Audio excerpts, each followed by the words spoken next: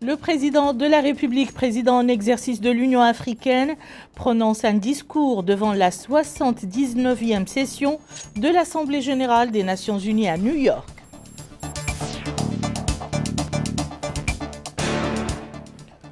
Le président de la République, président en exercice de l'Union africaine, supervise l'ouverture du forum sur l'Afrique et le financement des crédits du marché carbone à New York.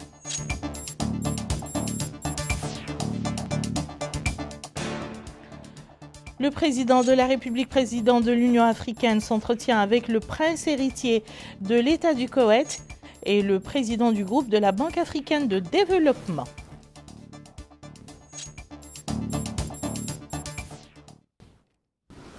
Madame, Monsieur, bonsoir. Nous ouvrons ce journal par les activités du président de la République à New York. Son Excellence Monsieur Mohamed Ould Cheikh El Ghazouani, président de la République, président en exercice de l'Union africaine, a prononcé un discours à la tribune des Nations unies à l'occasion de la 79e session de l'Assemblée générale des Nations unies.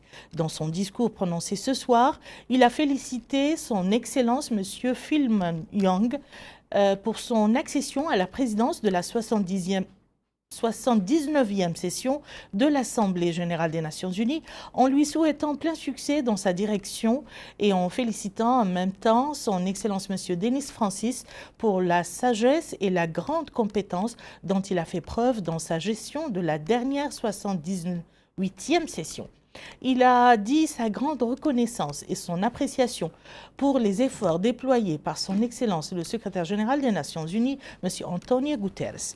Le président de la République a déclaré que les chocs violents et les crises sans précédent dans notre monde a été témoin et à différents niveaux affaiblissent considérablement notre capacité individuellement et collectivement à remplir les engagements que nous avons pris collectivement dans le cadre de l'agenda 2030.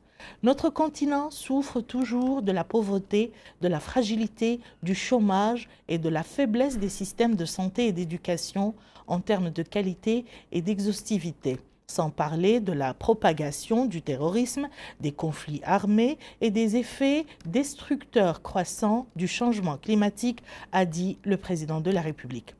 La République islamique de Mauritanie a fait de la réalisation des objectifs de développement durable un objectif central vers lequel toutes nos politiques publiques sont intégrées, a ajouté le président de la République. Il a dit également qu'outre nos efforts de valorisation des énergies propres, qui couvrent aujourd'hui 48% de l'énergie totale utilisée, notre pays continue de lutter contre la désertification dans le cadre de l'initiative de la Grande Muraille Verte et du comité mixte de lutte contre les effets de la sécheresse au Sahel. Le président de la République a expliqué que nous avons fondé notre politique étrangère sur la non-ingérence dans les affaires intérieures des pays en travaillant à renforcer la coopération et l'amitié, à maintenir la paix et la sécurité internationale et à soutenir des causes justes conformément à l'équilibre du droit international et aux chartes des Nations unies, l'Union africaine, la Ligue des États arabes et l'Organisation de la coopération islamique. Il a saisi cette occasion pour dire « Notre ferme condamnation de la guerre génocidaire menée par Israël contre le peuple palestinien sans défense, en violation flagrante du droit international et du droit international humanitaire. Nous exigeons sa cessation immédiate et déclarons notre adhésion au droit du peuple palestinien à la dignité et à la souveraineté dans le cadre d'un État indépendant avec Jérusalem-Est pour capitale, conformément à l'initiative de paix arabe et aux résolutions internationales pertinentes. Notre dénonciation et notre condamnation des attaques israéliennes en cours contre le Liban et notre exigence de leur cessation immédiate. Notre appel à trouver une solution qui préserve l'unité et la souveraineté de l'État frère de Libye et notre insistance sur le renforcement des efforts africains et le soutien aux efforts internationaux à cet égard. Notre soutien à la sécurité et à la stabilité du Soudan frère avec souveraineté et son intégrité territoriale et notre appel à ce que le langage du dialogue et de la raison prévale afin de résoudre les problèmes soulevés, conduisant à un arrêt immédiat de la guerre, mettant fin à la guerre humaine et à la souffrance du peuple soudanais frère et garantir le respect du droit international humanitaire. Nous reviendrons bien sûr plus en détail sur le discours du président de la République dans nos prochaines éditions. Le président de la République et président en exercice de l'Union africaine, M. Mohamed El-Cheikh Al-Ghazouani, a ouvert hier, en marge de la 79e session ordinaire de l'Assemblée générale des Nations unies à New York, le forum sur l'Afrique et le financement du marché du carbone. Les discussions qui se tiendront lors du forum contribueront à identifier les moyens pour revitaliser le marché du carbone et le rendre plus accessible aux pays africains, ce qui les aidera à libérer leur potentiel dans le domaine des énergies renouvelables et à accélérer le développement durable et global du continent. L'ouverture du forum s'est déroulée en présence du ministre chargé du cabinet de la présidence de la République, M. Nanou El-Chrouqa, du ministre de l'économie et des finances, Sid Ahmed Debou, de la ministre de l'Environnement et du Développement durable, M. Oudem Toubaham, et l'ambassadeur de notre pays aux États-Unis d'Amérique, Mme Cissé Ntcheikh Ouelboïd. Le président de la République et président en exercice de l'Union africaine, M. Mohamed El-Cheikh Al-Ghazouani, a ouvert hier, en marge de la 79e session ordinaire de l'Assemblée générale des Nations unies à New York, le forum sur l'Afrique et le financement du marché du carbone. Dans un discours prononcé à cette occasion, le président de la République et président en exercice de l'Union africaine a déclaré que l'Afrique vit un double paradoxe saisissant. Elle est le continent qui contribue le moins à la production de gaz à effet de serre et celui qui pâtit le plus de ses effets dévastateurs, ajoutant que c'est le continent qui a le plus grand potentiel d'énergie renouvelable et le moins d'offres énergétiques, avec plus de 600 millions d'Africains qui n'ont pas accès à l'électricité, alors même que le premier des 7 objectifs de développement durable est d'assurer l'accès universel à des services énergétiques fiables, durables. Écoutons le président de la République. Excellence, Florizal Lizard, président et CEO de Corporate Council on Africa, Excellence Leila Ndiaye, président de l'Alliance de la diaspora afro-caribéenne Diaspora Alliance, chers panélistes, distingués invités, mesdames et messieurs, tout d'abord, je tiens à vous exprimer mes remerciements pour m'avoir invité à cet événement qui traite d'une thématique de grande actualité.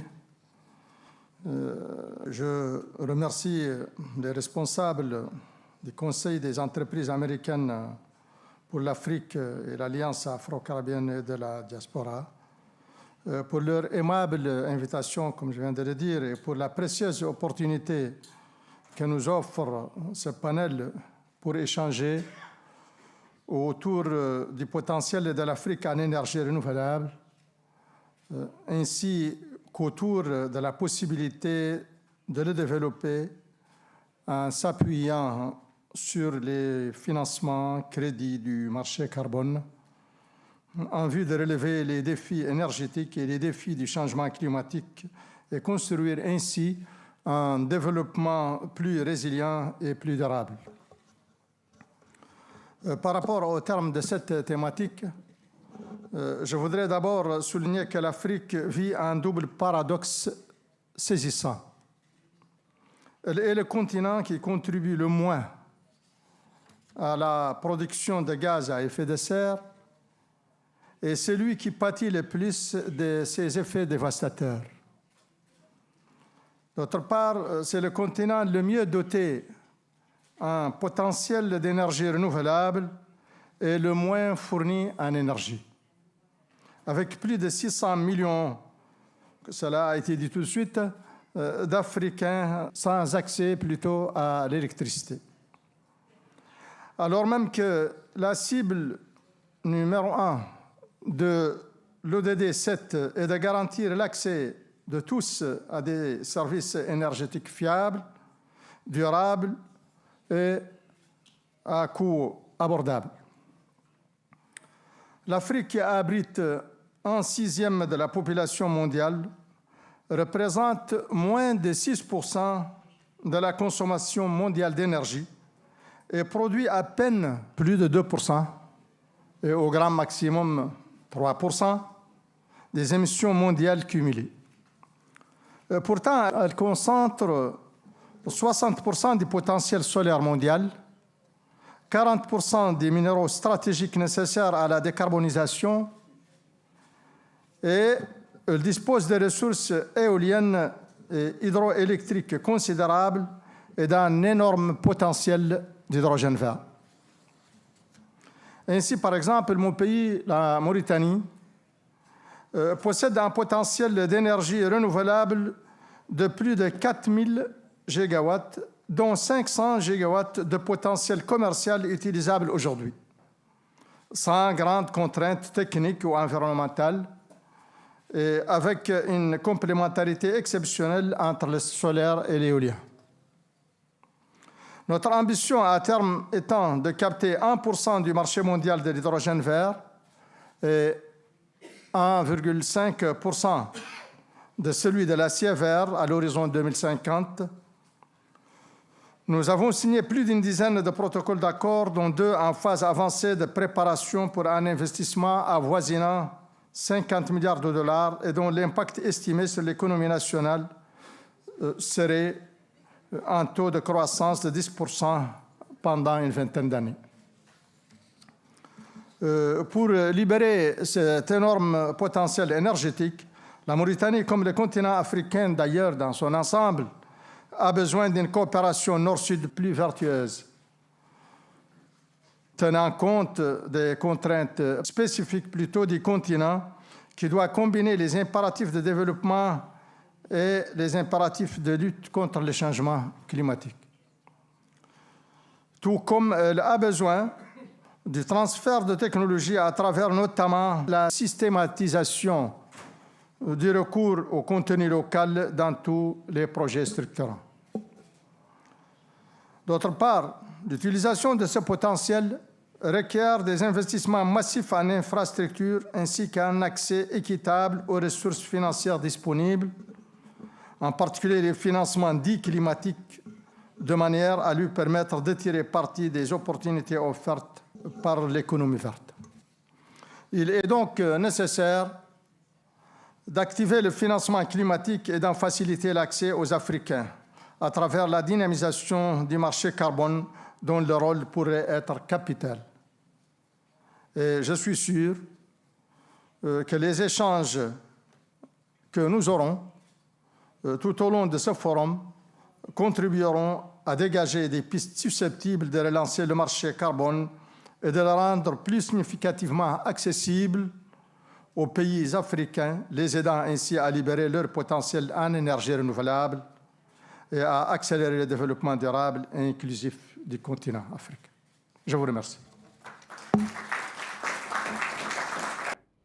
Le sommet du futur s'est tenu hier à New York en marge de la 79e session de l'Assemblée générale des Nations unies, l'occasion pour le président de la République, président en exercice de l'Union africaine, M. Mohamed El Cheikh El Ghazouani, de prononcer un discours dans lequel il a affirmé que ce sommet constitue une opportunité exceptionnelle et précieuse, suscitée par la prise de conscience croissante par tous les pays et tous les peuples de l'unité du destin humain et de la responsabilité collective face à l'avenir commun de l'humanité.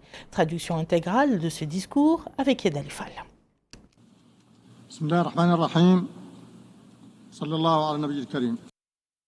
Au nom d'Allah, clément et miséricordieux, paix et salut sur les saints prophètes. Monsieur le Président, Mesdames et Messieurs, ce sommet du futur constitue une opportunité exceptionnelle et précieuse suscitée par la prise de conscience croissante de tous les peuples et de Ce sommet du futur constitue une opportunité exceptionnelle et précieuse, suscitée par la prise de conscience croissante de tous les pays et de tous les peuples, de l'unité, de la destinée humaine et de la responsabilité collective à l'égard de l'avenir commun. Si nous continuons à poursuivre les objectifs du développement durable sur la même voie, avec les mêmes mécanismes et au même rythme, nous ne serons pas en mesure, dans un avenir prévisible, d'éradiquer la pauvreté, d'instaurer la paix et la sécurité, de rétablir l'équilibre écologique de notre planète ou de mettre en place un développement durable global pour un avenir prévisible. Ce n'est un secret pour personne que l'arrêt ou le ralentissement de nos progrès vers la réalisation des objectifs aurait des répercussions dévastatrices sur notre présent et l'avenir de notre planète et de nos générations futures. C'est pourquoi le continent africain, en tant qu'union et en tant que pays, a développé des efforts considérables pour mettre en œuvre l'agenda 2063 qui est pleinement aligné sur les ODD. Dans ce contexte, notre pays, la République islamique de Mauritanie, à l'instar des autres pays africains, a œuvré avec diligence pour lutter contre la violence, le terrorisme, la pauvreté et la fragilité, pour promouvoir et réhabiliter le capital humain et pour contribuer à la réalisation de l'intégration économique africaine. Toutefois, les résultats globaux obtenus dans ce contexte, au niveau régional et international, ne sont pas à la hauteur des exigences. En outre, les guerres, les conflits, les crises économiques, le changement climatique, le fardeau de la dette et les déséquilibres de la gouvernance internationale, politique et économique ont compromis les résultats obtenus en matière de sécurité et développement. Pour faire face à tous ces défis, la communauté internationale doit rechercher des solutions radicales, efficaces et efficientes qui établissent un programme d'inaction commune pour accélérer la mise en œuvre des ODD en renouvelant la confiance et la solidarité entre les peuples et les pays, en créant une nouvelle dynamique dans la coopération multilatérale et en reformulant les règles de la gouvernance internationale, à la fois financière et politique. Notre pays, qui assure actuellement la présidence tournante de l'Union africaine, se félicite de l'adoption de la Charte pour l'avenir et renouvelle du haut de cette tribune son appel à la réforme du système des Nations Unies, en particulier du Conseil de sécurité, pour permettre à notre continent de faire entendre sa voix avec la force nécessaire pour que ses priorités soient prises en compte dans les agendas internationaux. Il appelle également à résoudre la question de la dette, à renforcer la coopération pour relever les défis environnementaux croissants, à promouvoir la coopération multilatérale et à garantir la paix et la sécurité internationale, afin que nous puissions, ensemble, sauver notre planète de la disparition et construire un développement durable global qui apporte la prospérité à tous les peuples du monde. Merci et que la paix soit avec vous. Le président de la République, président de l'Union africaine, M. Mohamed Ould-Cheikh El-Ghazouani, s'est entretenu avec d'importantes personnalités au cours de son séjour américain. C'est ainsi qu'il a rencontré hier à New York le prince héritier de l'État du Koweït, Cheikh Sabah Khalid Al-Hamad Al-Sabah. La rencontre a porté sur les relations bilatérales, fraternelles entre les deux pays frères et sur les moyens de les développer et de les faire progresser vers la réalisation des objectifs souhaités, notamment à l'approche de la célébration du 50e anniversaire de l'établissement des relations diplomatiques entre les deux pays frères. Les deux parties ont également œuvré au renforcement à la diversification des relations de fraternité et de coopération et à la consolidation des positions communes au niveau bilatéral, arabe et international. Son Excellence a exprimé au prince héritier du Koweït au nom de l'État et du peuple mauritanien sa reconnaissance pour le soutien apporté par le Koweït à notre pays à travers le Fonds koweïtien pour le développement et d'autres institutions de financement arabe et international, soulignant que le peuple mauritanien n'oubliera jamais le règlement historique du dossier de la dette accumulée par notre pays envers le peuple et le gouvernement koweïtien.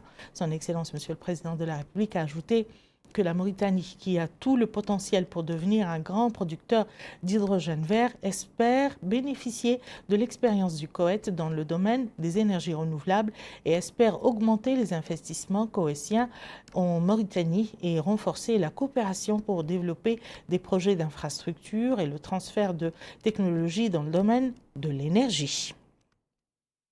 Le président de la République, président en exercice de l'Union africaine, M. Mohamed El Cheikh Ghazouani, s'est entretenu hier à New York avec le président du groupe de la Banque africaine de développement, M. Akinwumi Adesina. Au cours de la rencontre, le président de la République a salué l'engagement et le travail important du président de la BAD pour la mobilisation vigoureuse des ressources en faveur de l'Afrique. Il s'est félicité de l'initiative prise par la Banque africaine de développement et la Banque mondiale visant à électrifier l'Afrique, dans le cadre de laquelle 300 millions d'Africains auront accès à l'électricité d'ici 2030. Son Excellence le président de la République, M. Mohamed El Cheikh Ghazouani, s'est également félicité de la mise en œuvre effective du financement important de la ligne à haute tension entre la Mauritanie et le Mali, rappelant dans ce cadre l'appartenance de la Mauritanie à la région du Sahel, région caractérisée par l'afflux des réfugiés ainsi que par persistance de divers défis liés au changement climatique. La rencontre s'est déroulée en présence du ministre chargé de cabinet du président de la République, M. Nani Ould Cherouqa, du ministre de l'économie et des finances, M. Sidi Ahmed Lebou, et du ministre du pétrole et de l'énergie, M. Mohamed Malaïnin Ould Khaled. L'Assemblée nationale a organisé un atelier d'évaluation des activités du réseau régional des parlementaires de l'Alliance des parlementaires et élus locaux pour la protection de l'environnement dans les pays du Sahel et de l'Afrique de l'Ouest. L'atelier a pour objet de soutenir et créer un réseau national de parlementaires et d'élus locaux dans le domaine de la gestion environnementale et à renforcer les capacités de gestion de l'environnement et des ressources naturelles. Bokar Belaman en dit plus. L'objectif de cette Assemblée générale est d'appuyer la mise en place d'un réseau national de parlementaires et d'élus locaux compétents en matière de gestion de l'environnement. Il s'agit aussi de renforcer les capacités de ses membres en matière d'environnement et de ressources naturelles, à améliorer l'harmonisation du cadre législatif pour une meilleure gestion intégrée des ressources marines, entre autres. Et dans une allocution prononcée à cette occasion, le président de l'Assemblée nationale, Mohamed Bembe Meguet, a déclaré que le thème des écosystèmes côtiers revêt une grande importance dans le monde entier, qui subit aujourd'hui une forte pression des activités humaines, ayant entraîné des changements climatiques extrêmes, rendant les pays d'Afrique de l'Ouest plus vulnérables que d'autres risques environnementaux. Il a indiqué que l'équipe parlementaire mauritanienne chargée des questions environnementales, en coordination avec les secteurs gouvernementaux concernés, mène de vastes activités de sensibilisation pour préserver la biodiversité, lutter contre le changement climatique et la pollution environnementale et marine, afin de préserver la sécurité de l'environnement marin et côtier. Le président de l'Assemblée nationale a souligné que cet atelier permettra aux parlementaires et aux élus locaux d'être pleinement conscients des défis environnementaux et des moyens de les relever, ce qui leur permettra de remplir leur rôle central de contrôle du travail du gouvernement et du suivi des politiques publiques de leur pays. Ainsi, la rencontre a permis d'attirer l'attention sur les défis auxquels sont confrontés les pays membres, notamment la gestion des ressources naturelles et les défis environnementaux liés à l'exploitation des ressources énergétiques. Les enjeux sont réels pour les pays côtiers ouest-africains, notamment pour la gestion des ressources naturelles, les défis environnementaux liés à l'exploitation pétrolière et gazière, ainsi qu'à la pêche. L'APEL, depuis sa création en 2009, a notamment joué un rôle pionnier dans la conservation de la zone marine et côtière en Afrique de l'Ouest. Ceci a eu un impact, Monsieur le Président, positif sur la gouvernance environnementale et la mobilisation politique autour des enjeux marins. Pour y faire face, nous devons encourager, Monsieur le Président, la collaboration entre les parlementaires, les élus locaux et les partenaires techniques pour apporter des solutions durables à ces problèmes. C'est pour ce faire, il importe également de mettre l'accent sur l'éducation et l'information des communautés locales sur la protection des écosystèmes marins. Face aux menaces qui pèsent sur les écosystèmes, les parlementaires et élus locaux sont appelés à prendre conscience des défis environnementaux.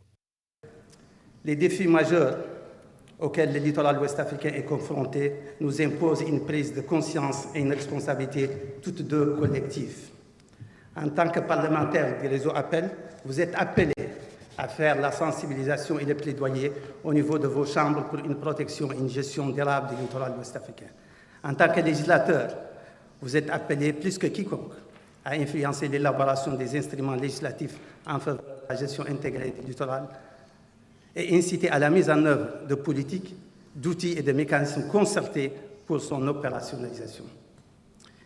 J'ai saisi ma présence avec vous pour faire un plaidoyer portant sur deux points principaux et qui ont un intérêt commun pour l'ensemble des pays du littoral ouest-africain. Le premier plaidoyer porte sur la signature, la ratification et la mise en œuvre d'un nouveau traité international portant sur la protection de la haute mer et la biodiversité marine. Le deuxième plaidoyer porte sur la nécessité de créer une structure régionale de coordination des efforts de nos pays dans le domaine des négociations climatiques, dans le domaine des négociations environnementales, à l'instar des commissions intergouvernementales pour la pêche et autres, afin de nous permettre d'être en position de force pour négocier. Pour rappel, l'Alliance des parlementaires pour la protection de l'environnement en Afrique de l'Ouest est composée de la Mauritanie, du Cap-Vert, la Gambie, la Guinée-Bissau, la Guinée, le Sénégal et la Sierra Leone.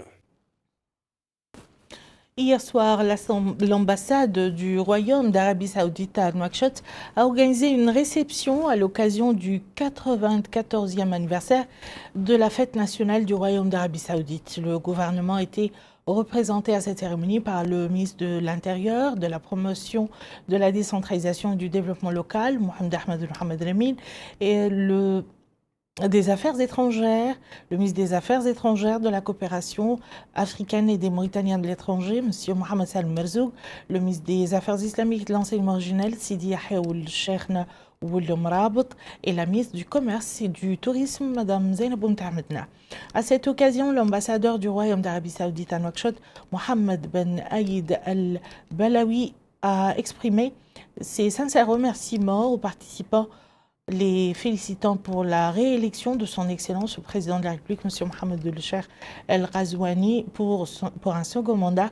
Il a souligné que cette cérémonie tenue sous le thème « Nous rêvons et réalisons » constitue une occasion de passer en revue les réalisations accomplies par le Royaume dans divers domaines de développement et les efforts considérables qu'il déploie. Il a indiqué que la Mauritanie et le Royaume d'Arabie Saoudite entretiennent des relations fraternelles profondément enracinées, caractérisées par le respect mutuel.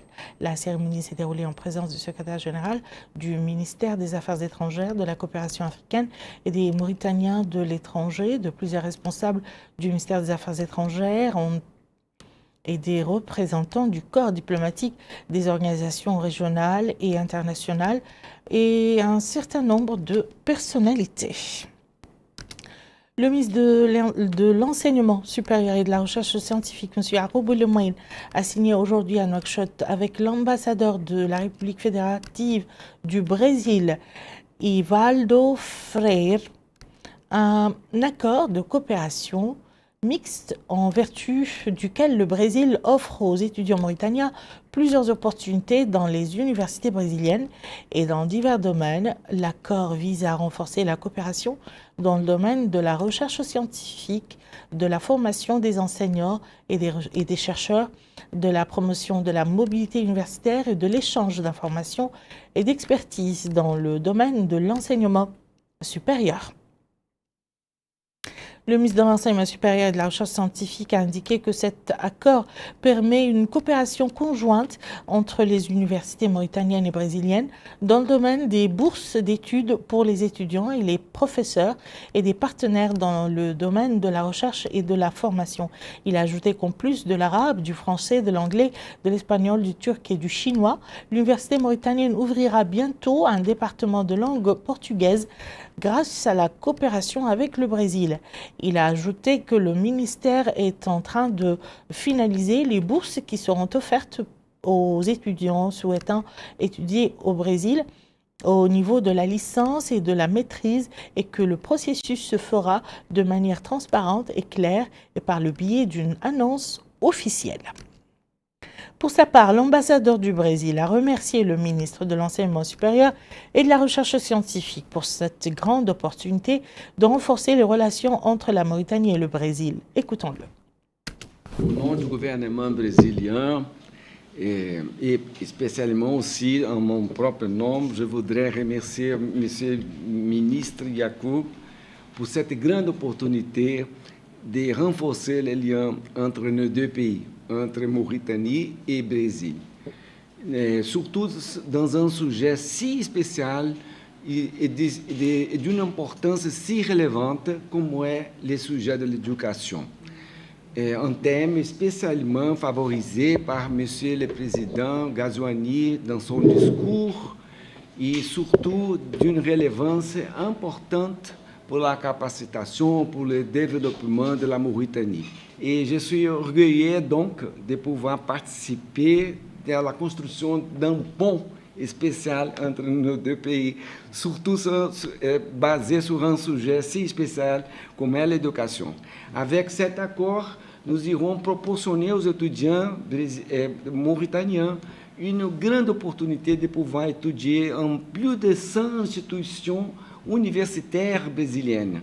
Et en n'importe quelle matière, génie nucléaire, médecine, advocacy, administration d'entreprise, économie, en tout champ de la connaissance. Et c'est donc avec beaucoup de plaisir et orgueil que nous faisons partie de cette occasion si spéciale.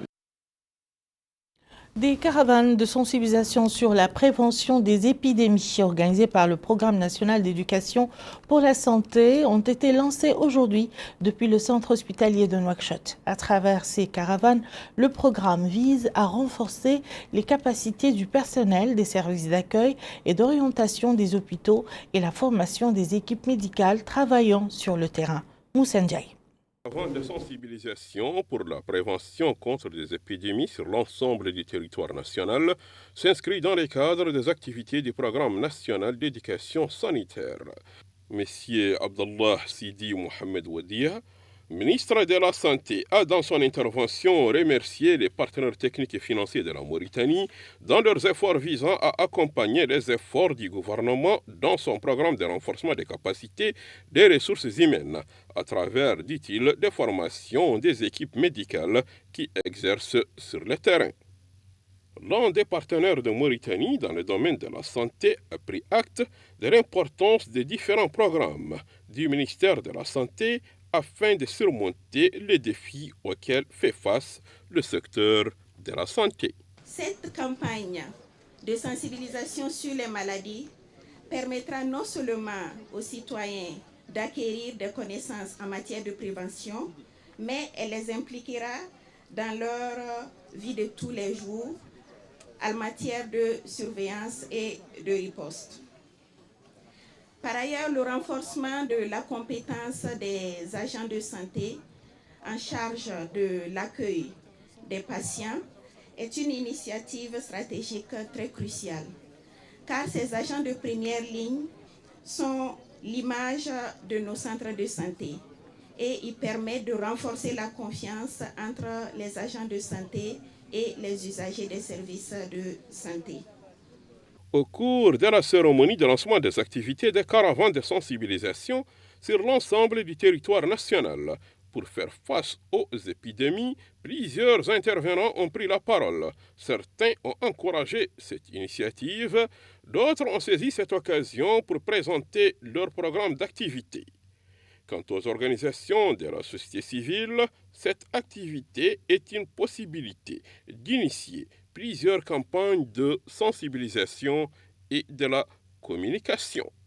Il est à noter que cette cérémonie a été marquée par la distribution des prix, des récompenses et encouragements aux différents acteurs de la société civile qui ont beaucoup contribué aux actions et efforts des partenaires techniques et financiers de la Mauritanie et pouvoirs publics. Le ministre des Pêches, des Infrastructures maritimes et portuaires a lancé ce matin depuis la capitale économique Nouadhibou le processus de mise à disposition d'importantes quantités de poissons de qualité à prix réduit au profit des citoyens aux revenus les plus modestes. Le ministre a tenu une série de rencontres avec les acteurs du secteur de la pêche pour examiner la situation du secteur des pêches dans la capitale économique et les moyens de les développer. Mohamed Oul-Khattat. C'est à partir du siège de la Société nationale de distribution de poissons à Nouadhibou que le ministre des Pêches, des Infrastructures maritimes et portières, M. Fadili Ould-Sidati Ould-Ahmadouli, a lancé cette opération de mise à disposition de quantités de poissons de qualité, telle la courbine pour la consommation locale, s'informant sur place des stocks de la société, dont 1500 tonnes de poissons profiteront aux citoyens à prix symbolique dans les points de vente de la société à Nouadhibou et à Nouakchott. 750 familles auront droit chacune à 2 kg par jour. Il reste entendu que la société poursuit sa politique de mise à disposition du poisson aux populations à des prix réduits dans ses points de vente éparpillés sur l'ensemble des muqata'a du pays. L'occasion pour le directeur général de la Société nationale de distribution de poissons de préciser que le ministre a donné ses instructions pour que ces quantités de courbines récemment pêchées, jeudi dernier précise-t-il, vont être vendues quotidiennement à Nouadhibou et à Nouakchott dans un premier temps à des prix réduits dans le cadre du réseau des points de vente de la société, puis seront généralisées partout lorsque les stocks le permettront. Les populations ont exprimé leur satisfaction et leur gratitude pour cette orientation. Cette femme affirmant qu'elle a acheté le kilogramme de courbine à 1500 ouguiya au lieu de 4500 ouguiya auparavant. Même son de cloche chez ses autres citoyens et cet homme qui souligne que la courbine était au-dessus des moyennes des pauvres qui ne la voyaient que dans les rêves tellement son prix était cher. Le ministre avait tenu hier une réunion avec les principaux acteurs du secteur, comprenant des directeurs de sociétés de pêche, des hommes d'affaires, des investisseurs, des pêcheurs, pour discuter des problèmes du secteur, notamment la pêche artisanale et la possibilité de prêts pour les pêcheurs. Répondant à certaines questions, le ministre a indiqué que l'État est déterminé à appliquer les lois en matière de pêche pour une meilleure exploitation de nos ressources halieutiques. Le ministre était accompagné le long de cette tournée dans la ville de Nouadhibou par le Wali Moussaïd de Nouadhibou, M. Mohamed Abdelwahab ou Mohamed Fadel, du Hakem de Nouadhibou, M. Sid Ahmed ou Houibib, d'élus locaux et de plusieurs représentants des institutions du secteur de la pêche et des infrastructures maritimes et portières. La ministre de l'Action sociale, de l'Enfance et de la Famille a présidé aujourd'hui à l'École nationale de l'Action sociale de Nouakchott une réunion avec les équipes éducatives de l'enseignement préscolaire spécialisé. Une réunion qui vise une bonne préparation de l'année scolaire 2024-2025. L'ensemble du personnel concerné par cette rencontre avait assisté à la réunion. Le point avec Moussa Ndiaye. Organisé par le ministère de l'Action sociale, de l'Enfance et de la Famille, en collaboration avec les différentes équipes d'encadrement du préscolaire et autres spécialistes dans ce domaine. Pour préparer l'ouverture scolaire 2024-2025, cette rencontre est une occasion de renforcer les capacités des participants afin qu'ils puissent mettre leur savoir-faire à la disposition des enfants. C'est dans ces cadres que Mme Savia Ntaha, ministre de l'Action sociale, de l'Enfance et de la Famille, a dit que cette activité s'inscrit dans le cadre de la loi d'orientation pour la réforme du système éducatif en renforçant l'initiative de l'école républicaine du président de la République, son Excellence, M. Mohamed Ould Cheikh Al-Qazouani. Elle a ajouté que son Excellence ne cesse de renouveler ses instructions pour atteindre les objectifs de l'initiative de l'école républicaine pour la justice sociale et l'égalité des chances entre les différentes franges de la société mauritanienne. Au cours de cet atelier d'orientation et de renforcement des capacités, Plusieurs intervenants ont pris la parole. Chacun a présenté en ce qui le concerne afin d'améliorer leur rendement. En marge de cette activité, Mme Savia Mintentaha, ministre de l'Action sociale, de l'enfance et de la famille, a remis plusieurs copies du programme de cette année scolaire aux différents groupes qui participent à cette rencontre d'orientation et d'application. Le président de la Commission électorale nationale indépendante, Dahoul Abdeljelil, a rencontré ce matin dans son bureau à Nouakchott une délégation de l'Agence nationale de gestion des élections tchadiennes, conduite par Ngoti Gali Koutou, rapporteur général et premier vice-président de la Commission électorale nationale tchadienne. La réunion a porté sur les relations de coopération entre les deux institutions et sur les moyens permettant à la Commission électorale nationale indépendante d'appuyer son homologue tchadienne et de bénéficier de son expertise dans les domaines de l'organisation, de la préparation et du suivi des processus électoraux.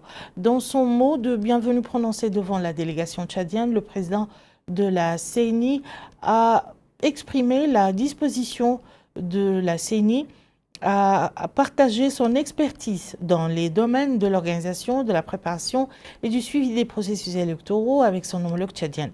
Pour sa part, le chef de la délégation tchadienne a indiqué que la visite de la délégation de son pays avait pour objectif de bénéficier et d'examiner de près la profondeur de l'expérience de la Commission électorale nationale indépendante.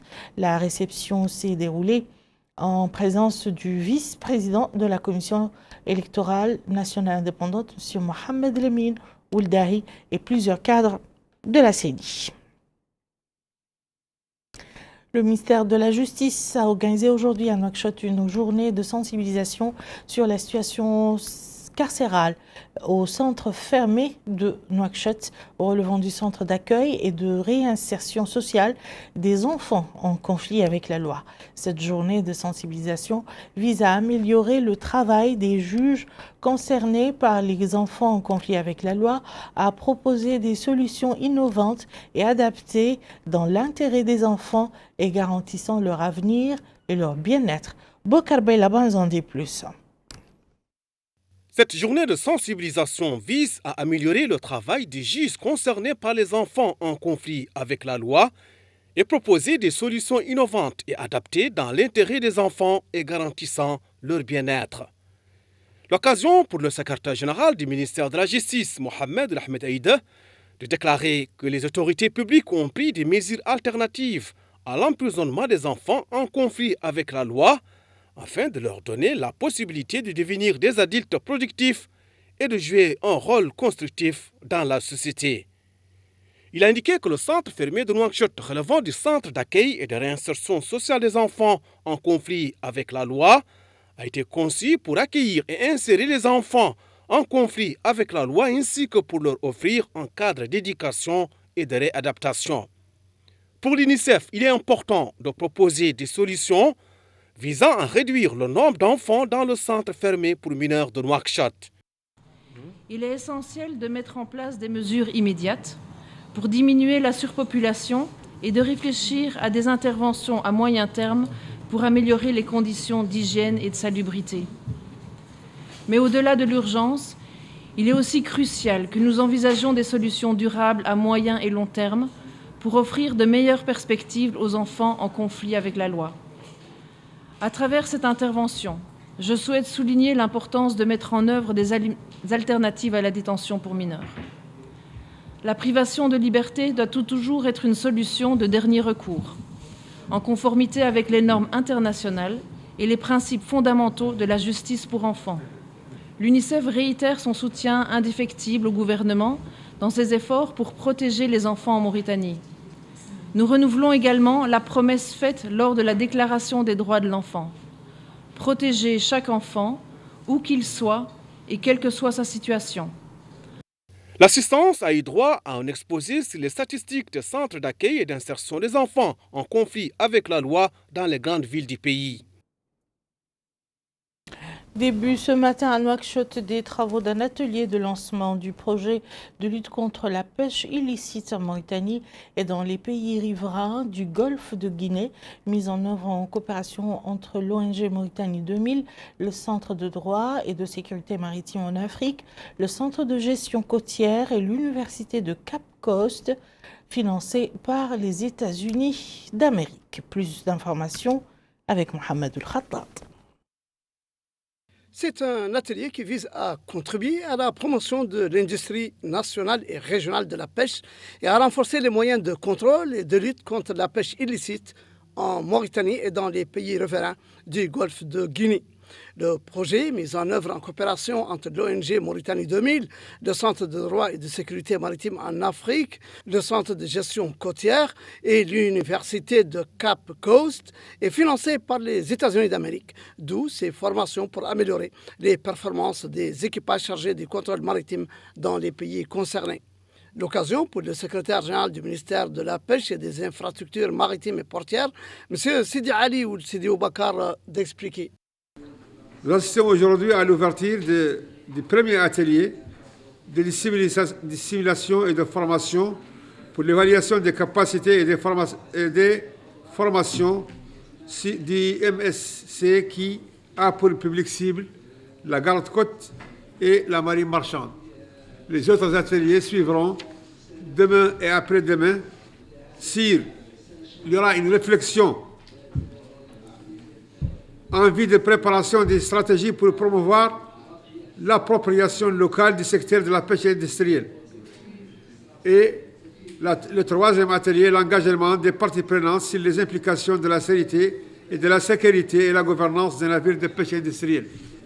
Encore une fois, je félicite l'ONG 2000 et je félicite le responsable de ce projet pour avoir décidé d'organiser ces ateliers en Mauritanie. De son côté, le coordinateur régional du projet de lutte contre la pêche illicite en Mauritanie et dans les pays riverains du golfe de Guinée, M. Kamal Ali a apprécié à leur juste valeur les efforts déployés par la Mauritanie pour contrôler et lutter contre les bateaux clandestins qui constituent un obstacle majeur au développement des richesses halieutiques.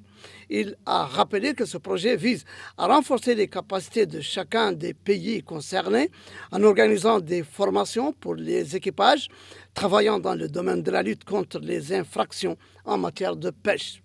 Il faut noter que participe à l'atelier, outre le directeur exécutif de l'organisation Mauritanie 2000, un certain nombre d'acteurs et de représentants du secteur de la pêche. Autre atelier qui a débuté également ses travaux aujourd'hui à Nouakchott, c'est celui du lancement du projet de renforcement des capacités en matière de transparence climatique et d'élaboration de rapports climatiques ambitieux. Il est organisé par le ministère de l'Environnement et du Développement durable en coopération avec le Programme des Nations Unies pour l'environnement et financé par le Fonds pour l'environnement mondial. Maïmounello. Renforcer les capacités techniques des institutionnels des entités impliquées dans la préparation et la mise en œuvre d'un cadre national favorisant une transparence effective de notre action en faveur du climat. Tel est l'objectif de cet atelier de lancement du projet de renforcement des capacités sur la transparence climatique. Dans son allocution, le secrétaire général du ministère de l'Environnement et du Développement durable, Moulay Ibrahim, a indiqué que depuis plusieurs décennies, la Mauritanie est confrontée à la désertification croissante, aux sécheresses persistantes, aux déficits pluviométriques chroniques et aux conséquences naturelles qui en découlent, qui ont affecté l'économie nationale, l'emploi et la santé de la population. Il a ajouté que la lutte contre la crise climatique nécessite de transcender les procédures classiques et de s'engager dans un processus plus transparent qui permet de rendre compte de manière claire et honnête des progrès réalisés et des défis à relever. Notons que c'est cette approche qui a conduit en 1992 à l'adoption de la Convention cadre sur les changements climatiques que la Mauritanie a ratifiée en 1996. Hassan Koulibaly, assistant programme au sein du PNUE, a mis l'accent sur le soutien que son organisation apporte à la Mauritanie à travers ce projet. Le PNUE soutient la Mauritanie avec son projet CBIT depuis la phase de conception, puis tout au long du développement du document projet détaillé et continuera à soutenir pendant la mise en place jusqu'à l'achèvement technique du projet prévu le 30 juin 2027 et après à l'évaluation finale. Actuellement, ce sont près de 30 pays qui ont des projets cibles Haïti en cours de mise en œuvre avec le soutien du PNUE dans le monde. Cet atelier est organisé par le ministère de l'Environnement et du Développement durable en collaboration avec le Programme des Nations Unies pour l'environnement PNUE et financé par le Fonds de l'environnement mondial FEM.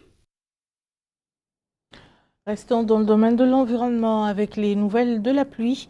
Le réseau de communication administrative du ministère de l'Intérieur, de la promotion de la décentralisation et du développement local a rapporté que certaines régions du pays ont connu des pluies au cours des dernières 24 heures.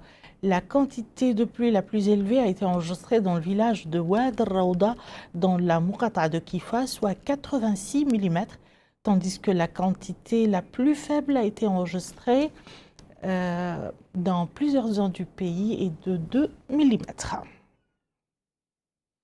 Hier soir, la mairie d'Elmina a organisé une cérémonie en l'honneur de certaines personnalités de la Muqata en reconnaissance au sacrifice qu'elles ont consenti au profit de la société. Cette démarche a pour but de rappeler aux enseignants, aux administrateurs et aux cadres de la Muqata la riche histoire d'une génération qui a laissé son empreinte dans divers aspects de la vie et a jeté les bases de la construction d'une société dominée par l'esprit de fraternité et de compétition positive au service de la nation.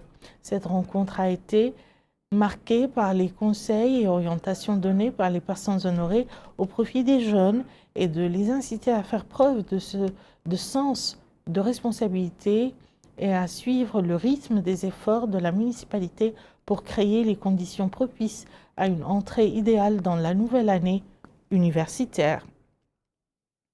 Une caravane nationale de sensibilisation sur les lois contre la traite des êtres humains, l'esclavage, la discrimination et la torture, organisée par la plateforme des associations de la société civile, a été lancée dans la capitale Nouakchott.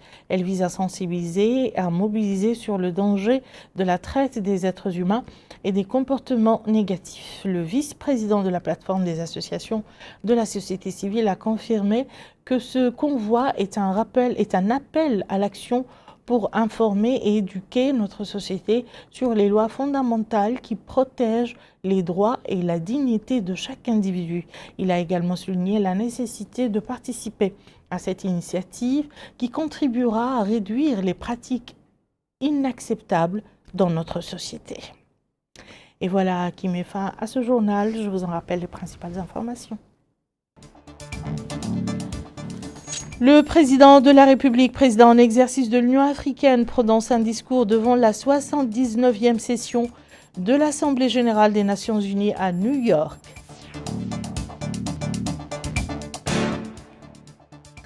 Le président de la République, président en exercice de l'Union africaine, supervise l'ouverture du Forum sur l'Afrique et le financement des crédits du marché carbone à New York.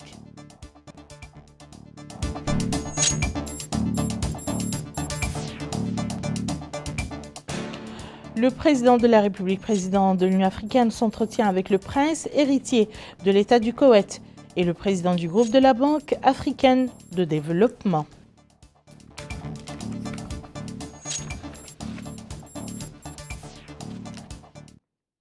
Merci, madame, monsieur, de nous avoir suivis. À demain, Inch'Allah.